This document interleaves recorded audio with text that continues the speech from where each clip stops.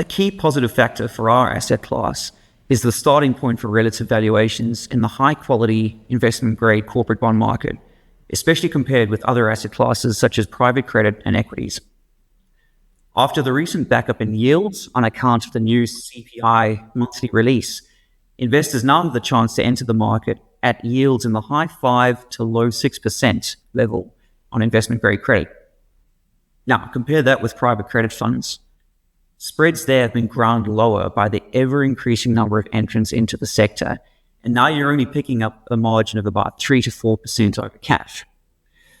When you adjust for the sacrifice you're making in credit quality, liquidity, and optionality in terms of refinancing, we think that the pickup into private credit doesn't appropriately compensate investors at this juncture.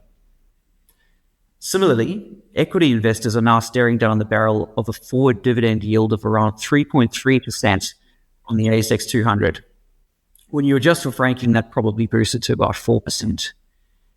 We think the pickup of up to 2.5% in annual yield by moving into a structurally senior part of the capital stack with additional downside protection compared to equities seems like a decent trade at this particular point in the investment cycle.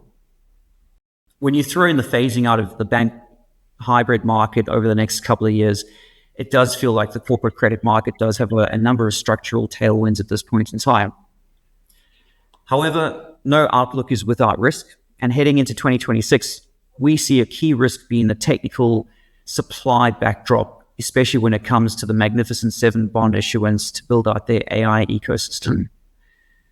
These companies could account for an additional 10 to 20% in net supply in the US investment grade market.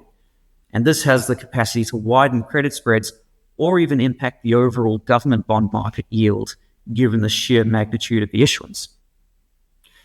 Ultimately, whilst relative valuations in credit stack up well against other asset classes, we'll have to be nimble and adjust to the new technical supply backdrop heading into 2026.